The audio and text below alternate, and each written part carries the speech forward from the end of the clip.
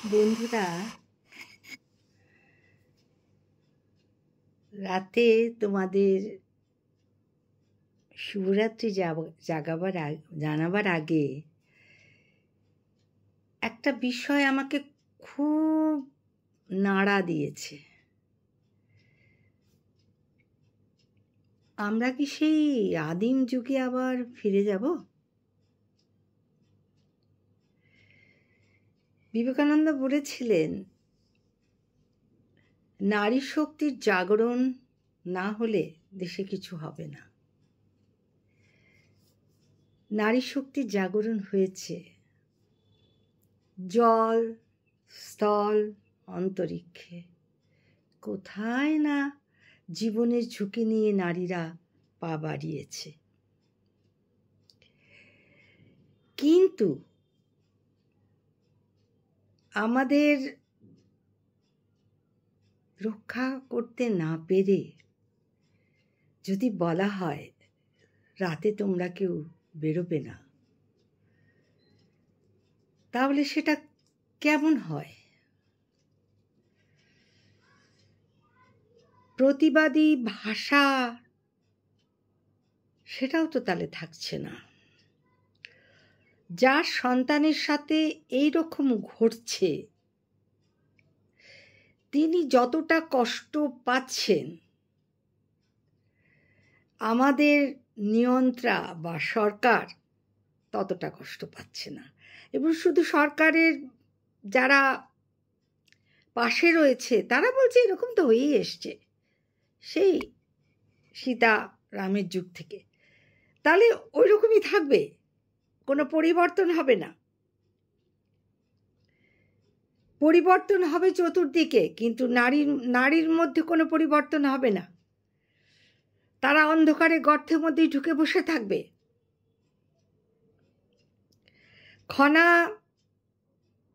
চরিত্র আমরা জানি, তিনি শ্বশুরমশাইয়ের ওপর দিয়েও যে সত্যবাদিতা, স্পষ্ট ভাষিতা যেগুলো উনি বলেছিলেন, তার জন্য তাকে জিভ কেটে মৃত্যুবরণ করতে হয়েছিল। এই যে শক্তিটাকে দমিয়ে রাখা,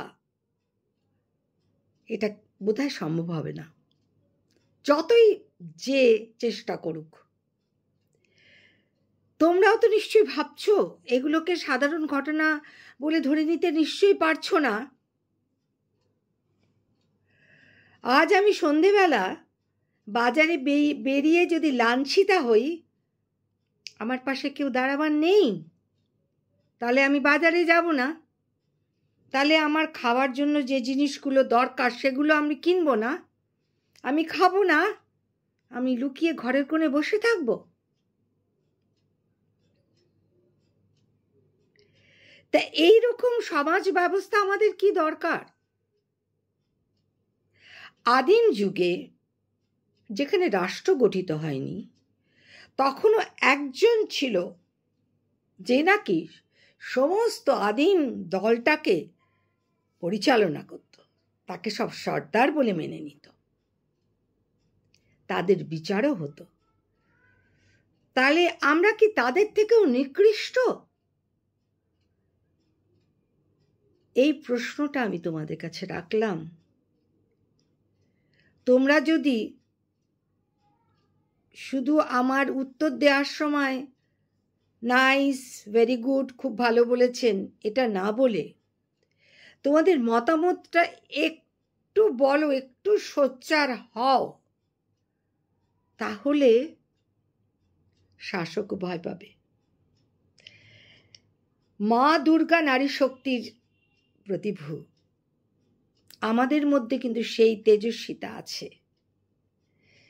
আমরা কিন্তু চুপ করে থাকার নই, আমাদের স্বাবলম্বী হতেই হবে। তোমরা আমাকে মতামতটা প্লিজ জানাবে, শুধুমাত্র একটা লাইক কমেন্ট করে নয়। এখন কিন্তু নারী জাগরণের সময় এসেছে। ভারত আবার জগত সবাই শ্রেষ্ঠ আসন লবে। শুভরাত্রি, তোমাদের মঙ্গল হোক, তোমরা শক্তিময়ী হয়ে ওঠো, অন্যায়কে প্রতিবাদ করতে শেখো। তোমাদের সকলকে নমস্কার।